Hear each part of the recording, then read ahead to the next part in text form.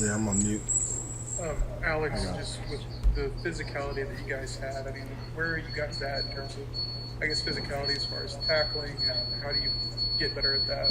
Yeah, I thought we didn't hold up very well in that respect. I think certainly at times for stretches and all that stuff. I think some of it's from a physical standpoint. I think other times it's just the, a couple places, a lack of tackle attempt in some respects. And so, you didn't really get into the physical aspect of things. I certainly thought late in the game, just an inability to, get the ball carrier on the ground, and what you saw early in the game. I just thought, diving at the ground, just that a lot of techniques and fundamentals from that standpoint, which obviously goes back to us as coaches. We got to do a better job. And then the tail end funneling off the tackles and that hasn't been us, but obviously it was us tonight, and we paid the price for it. Jason Kersey. Yeah, Alex, where do you guys go from here? I mean, what's next for you this week after two disappointing performances like that? Yeah. What's the next week going to look like? Yeah, what's next? You throw work at it. So much of any issue that we have, it's simple, but it's not easy. The fix is right there in front of us. Every tackle that was missed tonight is one that has to be made. There's not anything we can do in football that doesn't include finishing a football play, but by tackling the ball carrier. And that was something that was obviously disappointing. So is the fix simple? Yeah. Is it easy? Of course not. But you got to throw work at it. You got to be take an honest evaluation, and not fall into the doom and gloom side of things. We got to look at the video, and we got to get better. But the easy answer, or the simple answer, we got to throw work at it, identify a problem, and we got to be much better next week. Caleb McCurry. Alex, Boosie had some trouble with penalties tonight, and Trey Brown had a costly one down the stretch as well. How much did Alex discipline kind of come into play tonight?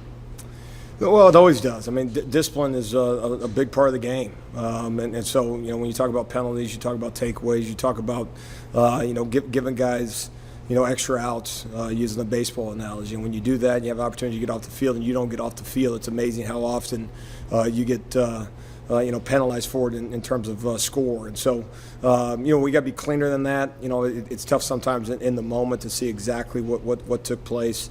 So that's something we got to analyze on film. The other side of it is, okay, do you get passive? Right? And so you got to be aggressive in coverage. You got to take advantage of those opportunities. Obviously, when the ball's in the air, you got to get your hands off. But the other side of it, do you play passive and watch guys catch balls in front of you? And so some matchup deals tonight. Obviously from a size standpoint. And so the answer is aggression, but it's got to be smart aggression, and certainly some of those key situations that we got to do a better job at. Barry Trammell. Yeah, Alex, the slant they hit you with, the 65-yarder, it looked like linebackers and safety didn't seem to be blitzing, but they also didn't seem to drop. What exactly happened on that play? Yeah, that's an RPO, as I would be described, run pass option for the offense. In I can't remember if it was a 12 or 13 personnel set, so multiple tight ends in the game, and you take your shots at attempted to be aggressive to stop the run and add extra defenders in the front, and say, okay, if they run a slant or something in the pass game, we got to hold up at corner. You can't always have an extra guy in every location, whether it's in the post, whether it's on the half. So on and so forth. And so, no, they took advantage of it. That's one of those things. We're in the position to make a play. They made one. We did not. And obviously, you're not. You don't put your corners in that no deep situation. Every single snap. But we got to hold up when we do, and ultimately get them on the ground if we're not going to make a play on the ball. Kerry Murdoch. Alex, you have the strip sack by Isaiah Thomas, and it looks like, you guys have been so up and down, but it looks like you have a chance to kind of show off some complimentary football there. I don't know, how much does that bother you to see that it just, kind of goes all for naught and the kickoff return, goes back to the 13-yard line? I mean, that seemed like a sequence that really could have, bolstered this team and this defense. Oh, no question. I think, you mentioned the complementary football. You got to hold up your end from a defensive standpoint. I think there's certainly opportunities that, we didn't take advantage of tonight. And so much of it, I think, just as I continue to evaluate over the last couple of weeks is, what you got to be the same defense, play 1, play 30, play 50, play 60. And what you're seeing on film right now from a week ago, and then what you saw tonight is just too much of the roller coaster. The same guy that shows an ability to play elite coverage on a particular snap is the same guy that has a breakdown later in the game. Same guy that's making tackles, being a solid contributor for us defensively.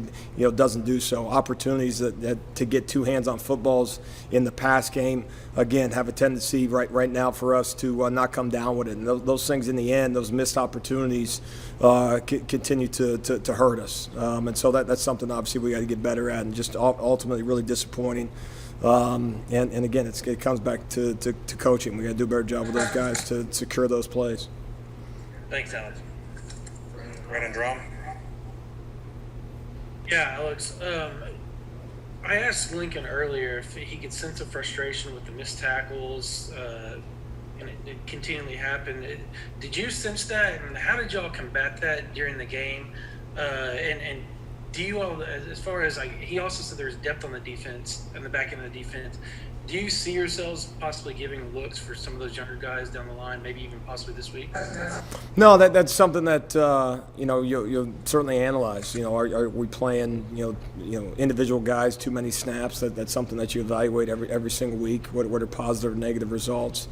No, I think when your number's called, when you're in a position to make a play, you're expected to make a play, and whether that's in the defensive front, the linebacking core or on the back end. Obviously, the ones on the back end, when you miss those, obviously, then that's the one that shows up and turns into an explosive play. And been disappointed with a couple of, especially with guys that we have seen make those plays in the past. Whether experienced guys from a year ago, or guys as you go through the fall camp first couple games, and I think it's just that consistency aspect of things that we're not finding right now. In any individual guy on our defense is just a very inconsistent performance over the last 2 weeks, and when you play that way, you're going to get punished for it. When you do things right, it's amazing how this game rewards you. I think we talked about that this week, and when you don't, it punishes you. Again, we got to do a much better job as coaches. 2 more questions. James Hale. Alex, the one unit that part of your defense that played a really solid game overall was the pass rush. Your defensive line, you were able to put pressure. Your one turnover came from there. Talk about that particular part of your defense, and especially Isaiah Thomas, who really it looked like a solid game tonight. No, I thought we played hard up front. I think, and when I analyzed the video, I thought maybe late, a couple opportunities for our defensive front to get a stop in the backfield that we missed, and ultimately got to get him down in the secondary. But no, I thought there was certainly some positives, and it's responsible obviously to look at those things and praise those individuals for doing things right. But obviously the negative far outweighs any positives as you leave the stadium tonight. Thanks. Last question, John Hoover. Thanks, Mike. Hey, Alex, so many college football games, especially at this level, are won in the fourth quarter. How disappointed are you that it's second week in a row that you guys give up double-digit scoring in the fourth quarter and couldn't get off the field, ended up giving up a couple touchdowns? Well, it's one of those things you can talk about till you're blue in the face, and believe me, it's something that we make a huge emphasis of in our program. We talked about finish, not just this week, but certainly was the top of the discussion, coming off of last week. Unfortunately, I got to echo what I said maybe a week ago. Just failing to get these guys to play at a high level for 4 quarters, and that falls on me. And it's something that again, the only quarter you can win a football game is the fourth, It's a tremendous opportunity, again, in Power 5 football, Big 12 football, to have an opportunity to win the game in the fourth quarter. You do so much to put yourself in that situation, and you got to take advantage of it. This is 2 weeks in a row where we haven't and have failed to do those things. And so, you continue to emphasize it. You want to say, let's stop talking about it, to actually go do it, but we got to continue to talk about it. That's what we have to do.